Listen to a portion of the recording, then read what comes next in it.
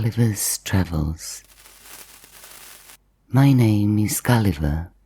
In 1699, I boarded a ship as a surgeon bound for the southern seas, and after a shipwreck, experienced my first great adventure.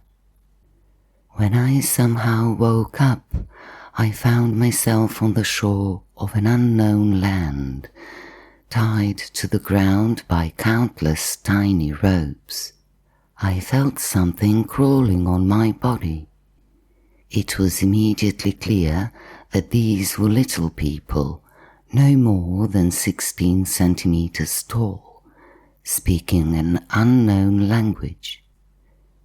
Though somewhat frightened by my size, they tried to place a ladder by my head so their leader could climb it and decide my fate. Finally, after they rolled me onto a cart, made especially for me, they harnessed 1,000 horses to it and took me to the capital of the kingdom called Lilliput. The king himself came out to meet me, riding a white horse. After a meeting of the royal council, it was decided to place me in a temple, which was very small but, like all other buildings, unusually lavish. They freed me after a few days, but only after I had learned to communicate in their language and solemnly promised not to harm the inhabitants or cause any damage to the city. I gained great fame in the war between Lilliput and a neighboring kingdom. In fact, in a single action, I managed to capture the entire enemy fleet. I tied ship to ship with a rope and then dragged them all together behind me. However, I learned that the courtiers of Lilliput wanted to kill me, so I managed to escape in time. I boarded a ship, but a storm again cast me on an unknown shore. I wandered that unknown land for a long time, until I finally encountered a man as tall as a tower, who, like some rare bug, wrapped me in a handkerchief and took me home. I cannot describe what I experienced among the giants. Their mice were as big as dogs, and their dogs as big as elephants. The only being that kindly accepted me was the host's daughter, who at 9 years old was 10 meters tall. She placed me in her doll's cradle. Having become a great curiosity, they took me to fairs where people paid to see me. As the news of the wondrous dwarf spread throughout the land, the queen herself came to visit me. I took the opportunity, jumped on her shoulder, and speaking her language, which I had learned in the meantime, told her all my troubles. The queen took me to the king. After a long interrogation, the king took me under his protection and issued an order that I be treated with all due respect. The queen and her ladies-in-waiting amused themselves by watching me sail a boat made especially for me in a tub of water. Convinced many times of my immense knowledge, the king took me everywhere with him. This continued until one day, during a storm, I was grabbed by a huge eagle that, after a long flight, dropped me into the sea. I was found by an English ship and returned home. But at that time, no force could keep me away from the sea, so I boarded a ship again. This time we were attacked by a pirate ship. For some reason, the pirate captain did not capture me, but left me on a desert island where I survived for days on seaweed and fish roe. One morning, when I stepped out of the cave that served as my shelter, I saw something blocking the sun. Upon closer inspection, I realized that high above me hovered an island. I thought that surely strange beings lived on it. I began to signal to them, and from above, a chain with a chair attached to the end descended. This is how I found myself in the clouds, stepping onto the floating island which, as I was told, was called Laputa. The creatures I found there were indeed stranger than any I had seen before. Their faces were turned to one side, and their eyes to the other. Their clothes were decorated with unusual symbols. They were all deeply lost in thought, so it was the servant's duty to hit them from time to time to bring them back to reality. They looked at me as if I were a monster, and soon decided to present me to the king. His Majesty was sitting at a long table covered with test tubes, globes, and other scientific instruments. Although I tried to speak in all the languages I knew, they did not understand me. Therefore, a court dignitary took me to another city on the floating island. This one was very different from the capital. Instead of thinking, its inhabitants made practical things: silk from spider webs, ice from gunpowder, and other most unusual products.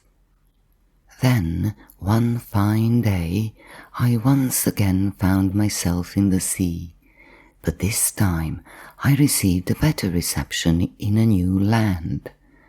I met an old man with a long beard who welcomed me as his dearest guest. Speaking the Laputan language, we managed to communicate. So I learned that the old man had a device that allowed him to connect with great figures from the past. Indeed, to satisfy my curiosity, he enabled me to exchange a few sentences with the Roman general Caesar, the Italian poet Dante, and other great people. But what they told me about their lives and deaths was somewhat different from what we learned in school. After 3 weeks, I left that city and sailed into Glabdubdrib. The king of that land immediately wished to see me and extended an invitation for me to stay. However, upon discovering that in that land people were overly polite, and that before speaking one had to bow 7 times, I returned by sea to my homeland. After a short time, I set sail again, this time on my own ship called the Adventure. But soon the crew mutinied and forced me to disembark on an unknown island. The first thing I noticed was unusual bipeds with long manes. As soon as they saw me, they ran off in all directions. Only a herd of beautiful horses remained calmly in the meadow. One of them greeted me by raising its right hoof, then continued its conversation with the others. I approached them and said, "Listen to me. I don't know if you are wizards or animals that can talk, but I still ask you to listen to me. I come from afar and seek hospitality." They responded with a long neigh, and it seemed to me that I could discern the word Yahoo. Yahoo, I repeated.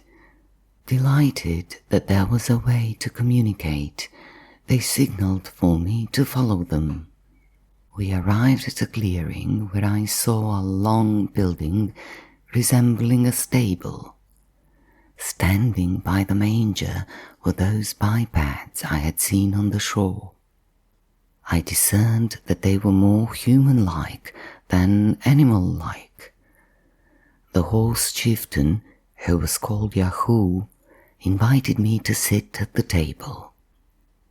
I ate an oatmeal that had no taste. Soon I learned to speak the language of that land, which, as they told me, was called Huinham, and I explained to the chieftain who I was and where I came from. Yahoo listened very attentively, but when I told him that in my country humans ruled while horses were forced to pull carts, trot in war and peace, he was very saddened. "And what do humans do then?" he asked. I replied that they are always busy acquiring money, waging wars, and conquering lands. To this he said that such a life did not seem reasonable to him, and the work humans engaged in seemed more harmful than beneficial. "I would not want to be a human and live in your country," Yahoo told me, "but still I can understand that a man like you cannot live long away from his homeland. Therefore, I advise you to board a ship and return to your compatriots." But I stayed in the land of the Hoynums for 3 years. When I was leaving for home, I kissed Yahoo's hoof and told him I would never forget him. It was the winter of 1715 when I found myself back in my homeland. This time, everyone was surprised to see me, as they had already thought I was dead. As I recounted my latest unusual adventure, I noticed they listened but did not truly believe me. How could I wondered, convince them that there exists a land like Hoynum where horses are free people governing their country without fights and wars? In the end, I decided to keep the memory of my extraordinary journey to myself, so I bought 2 young horses. I kept them in a beautiful stable, and since I knew the Hoynan language, we communicated excellently.